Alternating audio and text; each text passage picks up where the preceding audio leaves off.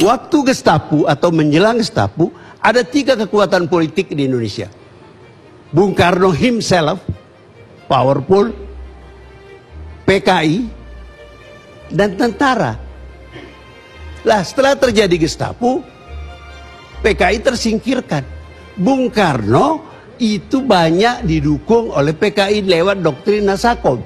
Maka terjadilah proses yang akibatnya Bung Karno tersingkir dan yang tinggal di panggung politik itulah kekuatan tentara.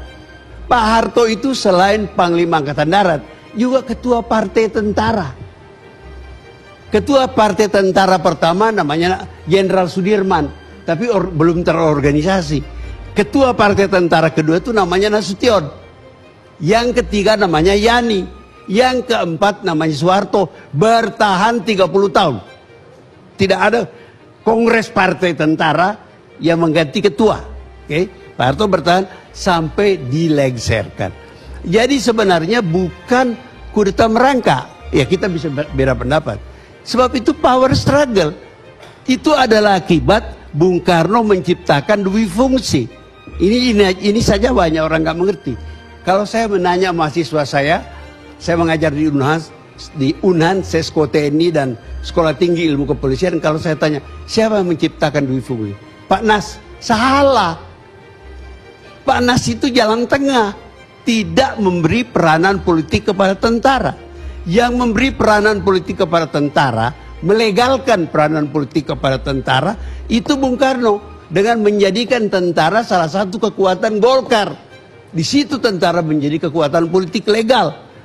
Terakhirnya, di kemudian hari, tentara yang dijadikan kekuatan politik legal ini, kemudian berhadapan dengan Bung Karno, dan setelah Gestapo, Bung Karno kalah dan tersingkir. Itu kira-kira. Itu soal tafsiran. Tentu saja Anda boleh membuat tafsiran lain. Seperti juga film mengenai Gestapo. Ya harus ditafsirkan kembali. Begitu. Ya pokoknya tafsiran lah. Nah, sekarang saya mau katakan hal yang sudah dikatakan tadi. Komunisme itu sudah bangkrut. Ajaran Marx komunisme itu bangkrut. Tapi jasanya besar, jangan lupa. Anda tahu nggak, yang dibayangkan Marx pertama kali akan jadi negeri komunis itu Amerika Serikat. Ironis kan? Tapi justru karena ajaran Marx, kapitalisme Amerika yang diharapkan akan bertransformasi menjadi negara komunis, karena ajaran Marx ditakut-takuti, lo kalau macam-macam lo jadi komunis lo. Kapitalisme memperbaiki diri, bertahanlah Amerika sampai sekarang. Sedangkan buah pikirannya Marx, Lenin membuat Uni Soviet cuma 70 tahun bubar tanpa satu peluru dari Eropa, tanpa satu peluru dari Amerika, bubar aja. Apa rahasianya kok bubar? Dia tidak bisa menjawab tantangan.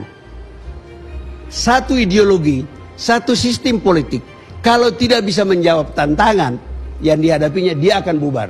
Ini menjelaskan kepada Anda kenapa Amerika bertahan 200 tahun lebih, Uni Soviet hanya 90 tahun. Padahal 70 tahun. Padahal senjatanya Uni Soviet sama canggihnya dengan senjata Amerika. Jadi kembali lagi, kalau negeri itu tidak bisa meladeni, menjawab tantangannya, maka negeri itu akan bubar, nggak usah diserang. Ini jawaban kita, tantangan kita sekarang. Bisa nggak Pancasila menjawab tantangan? Bisa nggak Pancasila menjawab tantangan keadilan, apa namanya itu, sila kelima itu? Kalau itu nggak jalan-jalan, apa yang akan terjadi di Indonesia? Saya ditanya di sebuah stasiun TV mengenai Pancasila. Saya bilang, bagaimana you menjalankan Pancasila? Para pemimpin kita itu melanggar sumpah. Ini negeri yang paling banyak melanggar sumpah adalah orang yang kita pilih. Dan saya jelaskan, kenapa Indonesia tidak maju? Kenapa Singapura maju? Kenapa Korea Selatan maju? Taiwan maju? Israel maju? Karena ada yang mereka takuti. Taiwan takut sama Cina, daratan. Korea Selatan takut sama Korea Utara. Singapura takut karena dia adalah mayoritas orang Tionghoa di tengah lautan Melayu. Israel takut dia berada di tengah lautan Arab. Kalau dia nggak hebat, dia dikeremus. Indonesia, Tuhan pun tidak ditakuti. Ya. Jadi kalau Anda mau tanya kenapa nggak maju kita, Tuhan pun tidak ditakuti. Coba lihat orang yang masuk KPK. Semua berdari sumpah di bawah kitab suci atau berpegang pada Bible. Sudah itu dia langgar, dan dia tidak takut sama Tuhan. Satu bangsa yang tidak ada yang ditakuti tidak akan maju. Itu kira-kira. Terima kasih. Assalamualaikum.